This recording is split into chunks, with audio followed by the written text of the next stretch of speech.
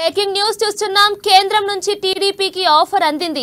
కేంద్ర మంత్రివర్గ ప్రమాణ స్వీకారం తర్వాత కొందరికి గవర్నర్ పదవులపైన కేంద్రంలో కసరత్తు మొదలైంది. అందులో భాగంగా ప్రధాన భాగస్వామ్య పార్టీగా ఉన్న టీడీపీకి ఒక గవర్నర్ పదవి ఇవ్వాలని బీజేపీ కేంద్ర నాయకత్వం నిర్ణయించినట్లు తెలుస్తోంది. దీంతో టీడీపీ నుంచి పేరు సూచించాలని చంద్రబాబును కోరినట్లు సమాచారం. టీడీపీ నుంచి ఎవరికి చంద్రబాబు గవర్నర్ పేరు సూచిస్తారనేది పార్టీలో చర్చ జరుగుతోంది.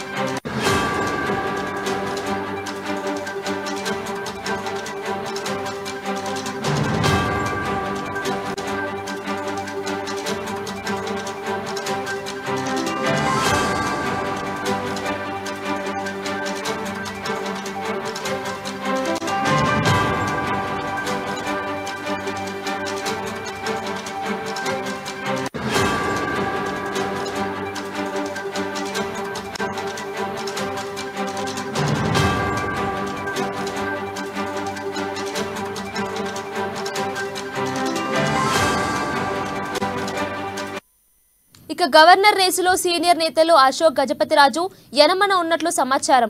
ఈ ఇద్దరిలో ఒకరి పేరును చంద్రబాబు ఎంపిక చేసే అవకాశం ఉంది. ఇక అశోక్ గజపతిరాజు, యనమల తొలి నుంచి టీడీపీలో కీలకంగా వ్యవహరించారు. చంద్రబాబుకు తోడుగా నిలిచారు. ఇద్దరు అసెంబ్లీ స్పీకర్లుగా, ఆర్థిక మంత్రులుగా వ్యవహరించారు. అశోక్ గజపతిరాజు కేంద్రంలోనూ టీడీపీ మంత్రిగా పనిచేశారు. ప్రస్తుత ప్రభుత్వంలో ఇద్దరికి ప్రాతినిధ్యం లేదు. ఇద్దరి కుమార్తెలు టీడీపీ ఎమ్మెల్యేలుగా గెలుపొందారు. అశోక్ గజపతిరాజుకు గవర్నర్ పదవి ఇస్తే యనమలకు రాజ్యసభ అవకాశం దక్కుతుందని పార్టీ నేతలు అంచనా వేస్తున్నారు. ఇక ఇదే అంశంపై పూర్తి డీటెయిల్స్ మా ఇన్పుట్ ఎడిటర్ శ్రీనివాస్ అందిస్తారు. చెప్పండి శ్రీనివాస్. ఏదైతే ఎన్డీఏలో భాగస్వామ్యంగా ఉన్న టీడీపీకి సంబంధించి సీనియర్ నేతలు అశోక్ గజపతిరాజు, యనమల రామకృష్ణుడు ఇప్పుడు ఎక్కడ కూడా స్క్రీన్ మీద కనిపించట్లేదు. సో వాళ్ళ మీద ఒక చర్చ జరుగుతుంది పార్టీలో.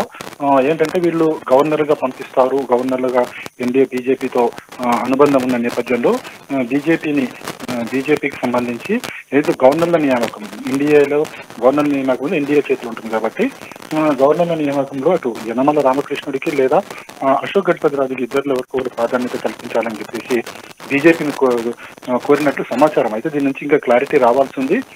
అయితే ఇండియాలో ఇప్పుడు తెలుగుదేశం పార్టీ చాలా కీలకంగా ఉన్న నేపథ్యంలో ఈ ప్రస్తావనను బీజేపీ ముందు పెట్టిందని చెప్పేసి కూడా తెలుస్తుంది.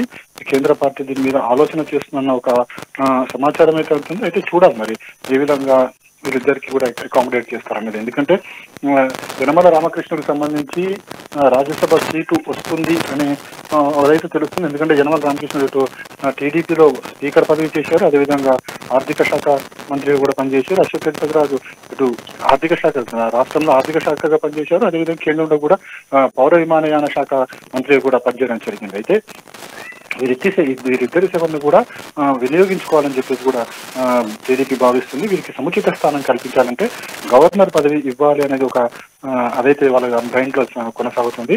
అయితే మనకు ఇప్పుడున్న సమాచారం ప్రకారం చూసుకుంటే కనుక గుజరాత్, కేరళ, రాజస్థాన్ ఈ మూడు రాష్ట్రాల గవర్నర్లకు సంబంధించి కాల పరిమితి మరికొద్ది రోజుల్లో తీరబోతుంది. ఇటు ఒకసారి చూసుకుంటే కనుక జూలై వచ్చే నెలలో గుజరాత్ కు సంబంధించి ఆచార్య దేవరత్ కాల పరిమితి ముగిస్తుంది, జూలైలో ముగుస్తుంది. ఆ తర్వాత సెప్టెంబర్ లో ఇటు కేరళ, రాజస్థాన్ సంబంధించిన గవర్నర్ల కాల పరిమితి కూడా ముగుస్తుంది. అయితే ఈ నేపథ్యంలోనే ఈ ప్రతిపాదన తెరపైకి వచ్చినట్టు కూడా తెలుస్తుంది.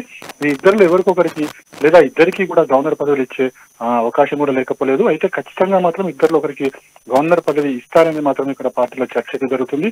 అది యనమల రామకృష్ణుడిగా లేకపోతే అశోక్ గజపతిరాజు కన్నా చూడాలి. అయితే సీనియర్ గా ఉన్న అశోక్ గజపతిరాజుకి అవకాశాలు ఎక్కువగా ఉన్నాయి. ఎందుకంటే ప్రస్తుత పరిస్థితుల్లో రాజ్యసభలో యనమల రామకృష్ణుని రాజ్యసభ సీట్ ఇవ్వడం ద్వారా అటు కేంద్రంలో కీలక పాత్ర పోషించవచ్చు అనే ఒక ఆలోచన కూడా టీడీపీ వర్గాల్లో వినిపిస్తుంది. మొత్తానికైతే ఈ ఇద్దరు సీనియర్ నేతలకు కూడా సముచిత స్థానం కల్పించాలన్నది టీడీపీ అధ్యక్షుడు చంద్రబాబు నాయుడు భావిస్తున్నారు. అందులో భాగంగానే గవర్నర్ పదవి లేదా రాజ్యసభ ఇద్దరు రెండిట్లో ఒకరికి లేదా ఈ రెండు కూడా గవర్నర్ పదవులు కూడా ఈ ఇద్దరు నేతలకు ఇచ్చే అవకాశాలు మనకు కనిపిస్తున్నాయి. దీని మీద బీజేపీ కూడా సానుకూలంగానే స్పందిస్తుందని అందరూ భావిస్తున్నారు. కీర్తన. Thank you.